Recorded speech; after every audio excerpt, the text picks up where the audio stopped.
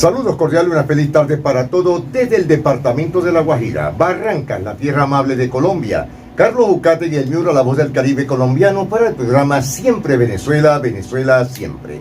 Saludos cordiales Nancy Pacheco, Alan Peralta y ese gran equipo de producción.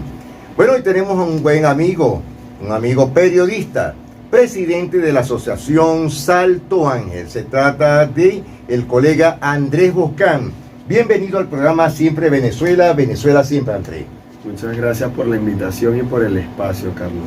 Importante para nosotros tener la visibilidad del trabajo que venimos haciendo en el territorio, sobre todo con esta nueva misión de expandirnos a nuevas localidades, a nuevos municipios.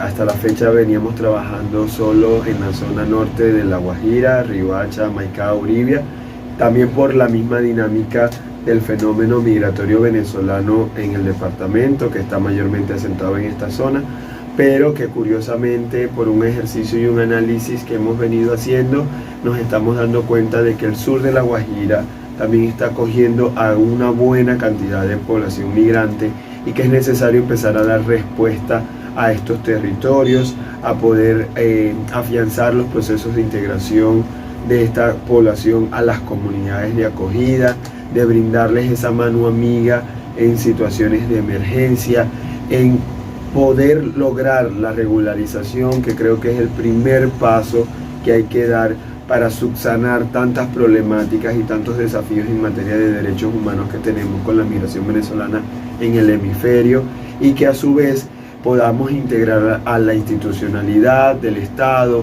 al sector privado, a los actores claves como los medios de comunicación, los líderes comunitarios, y que todos entendamos que tenemos una responsabilidad y un rol dentro de la respuesta a estas situaciones. Bueno, La Guajira para nadie es un secreto, muchos lo llamamos el territorio Apache de Colombia, un territorio que ha sido olvidado muchas veces por el gobierno y por supuesto por muchas personas, pero no es así. Aquí hay muchas personas desplazadas, retornadas y por supuesto migrantes venezolanas a una cabalidad, y hoy nos alegra mucho de que la asociación Salto Ángel esté sobre todo en Barrancas, la tierra amable de Colombia, para versar el tema, por supuesto, de nuestros migrantes venezolanos retornados y desplazados y personas que están en este momento apátridas. ¿Qué nos podrías comunicar sobre ese tema? Sí, en la zona, con el ejercicio de diálogo con las comunidades y con los actores, estamos preocupados por la situación de los riesgos de apatridia.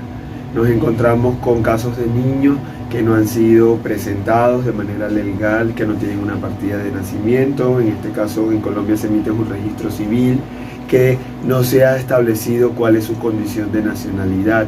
Y esto representa una violación de derechos humanos para los niños, pero también representa un desafío para el desarrollo de ese mismo niño al momento de crecer. ¿Cómo va ese niño a estudiar? ¿Cómo va ese niño a acceder a la salud? ¿Cómo va ese niño a poder emprender un proyecto de vida si está completamente indocumentado, si no existe para un país? Ni allá ni aquí. Ni allá ni aquí. Entonces, la infancia es una de las cosas que nosotros más protegemos, porque a fin de cuentas es esa generación de relevo que viene a hacer ciudadanía, que viene a hacer sociedades, que viene a construir. Entonces, eso es un factor importante que tenemos que identificar. También estamos evaluando todo el tema del acceso al Estatuto Temporal de Protección. Esto es un llamado también que nos ha hecho tanto la Gerencia de Fronteras como Migración Colombia, por el trabajo que hemos hecho mancomunado durante los últimos meses. Y nosotros le dijimos, estamos dispuestos a abordar aquellos territorios donde ustedes no tengan presencia. Algo que me preocupa, y te lo tengo que comentar, lo he dicho en varias ocasiones para diferentes medios, sobre todo para nuestro programa Siempre Venezuela Radio, el tema del botón de septiembre, el bingo de la situación de Migración Colombia. Ahora se escucha por ahí entre telones que va a haber el botón de migración para octubre, botón de octubre. No sé si sea cierto algo, pero la grave situación es el botoncito de septiembre. ¿Qué ha pasado con eso? A nuestro juicio hemos visto errores, y no por parte de los migrantes. ¿Que no puedes versar sobre ese tema? Sí, de algún modo septiembre fue un ejercicio piloto para la institucionalidad. Pero la gran mayoría. el ejercicio, digamos, o este mecanismo también hay que entender que es atípico, que Colombia apenas es el cuarto país que implementa un marco normativo peculiar para dar respuesta a un tema de migración. Solo Estados Unidos, Turquía, ahora Colombia habían estado como inmersos en esta situación, y es también comprensible que hay que hacer un ejercicio de ensayo y error.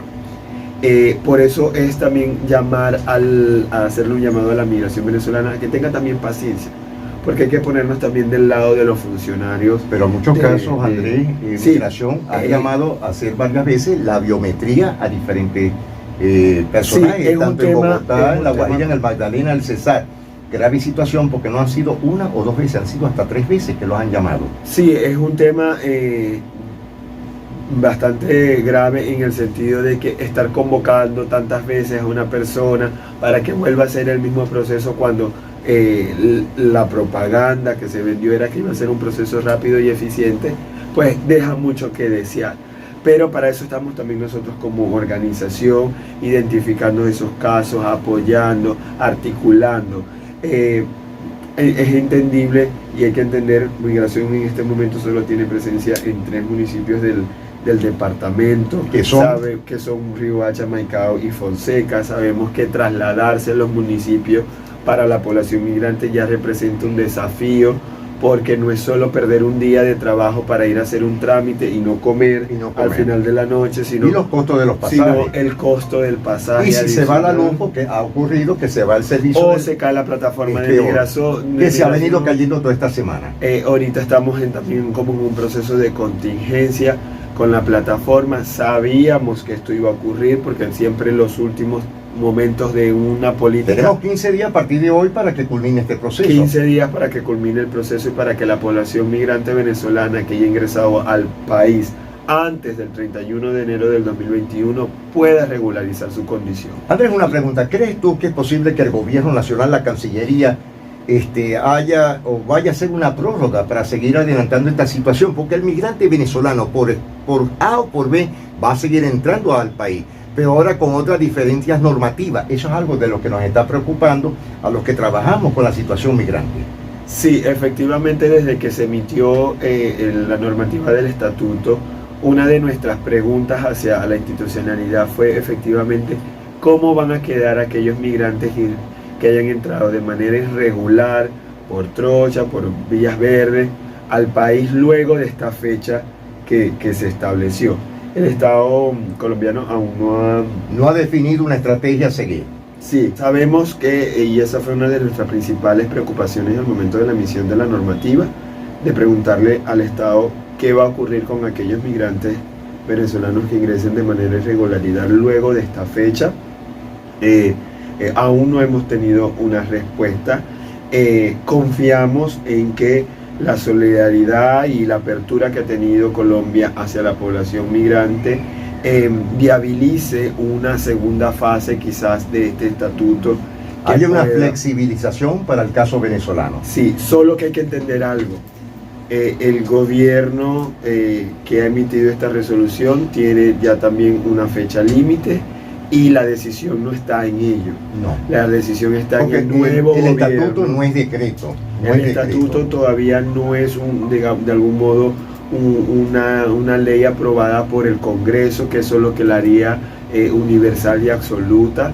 Es solo un decreto presidencial, pero el ejercicio de incidencia y la efectividad, es decir, demostrar que con regularizar a las personas ya se logra garantizar un acceso a todos los derechos, es lo que nos va a permitir a nosotros decirle al Congreso colombiano: esto tiene que convertirse en una ley y en un mandato que funcione así para cualquier población migrante, no solo la venezolana, porque también tenemos un fuerte flujo de migración haitiana, de migración cubana, de migración de senegales, transcontinental, africanos que están llegando a Colombia, buscando atravesar la selva del Dairén para llegar a Estados Unidos. Entonces, eso es otra situación que pero nos también preocupa. una preocupación que a veces yo lo verso de esta manera. Muchos colombianos están saliendo del país por las selvas del Darién hacia los Estados Unidos. Eso también es grave. y son muchos de ellos que son padres colombianos con hijos venezolanos. Entraría de nuevo la migración venezolana. Andrés, quería hacer una pregunta que me urge el saber esto. ¿Cómo ves la posición actual de que el SAIME y las fronteras de Paraguachón y las de Colombia en el puente internacional Simón Bolívar de nuevo abrieron las fronteras para el sellado a los venezolanos? ¿Qué nos puedes versar en ese tema? En materia migratoria es el deber ser. El deber ser. El que esto esté funcionando brinda garantías de seguridad para todo el que Por supuesto, transite la en el frontera. SAIME maquinan la economía, es decir, vacunan y pagas, porque siempre dicen que no tienen servicio. Sí, las dinámicas de corrupción que pueden existir en esta zona y que hace que la población migrante pueda ser víctima de esto, pues son situaciones que nos preocupan, que es necesario poder visibilizar, que es necesario poder dialogar con los gobiernos y con los estados, de mostrarles está pasando esta situación, qué estamos haciendo al respecto. Por eso nosotros como organización civil nos encargamos también como de identificar esas situaciones, de empezar a visibilizarlas, de empezar a dialogar con los tomadores de decisiones, con los jefes de Estado, con el gobierno y las distintas instituciones, para que se tomen cartas en el asunto. Aquí es importante ver que el rol de los gobiernos no es un rol de los malos de la película. También hay que entender que nosotros como ciudadanos tenemos que hacer un ejercicio de ciudadanía.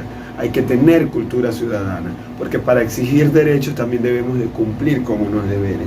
Y muchas veces en el discurso se nos dice tienen derechos, tienen derechos, tienen derechos, tienen derechos, pero no nos dicen por debajo es que también tienen unos deberes. Entonces esa es una de también las grandes problemáticas que tenemos como sociedades. Como sociedades. Como sociedades, que nos gusta exigir nuestros derechos, pero no cumplimos con nuestro deber. Bueno, Andrés Boscán, muchas gracias por esta entrevista, te deseo lo mejor y éxito.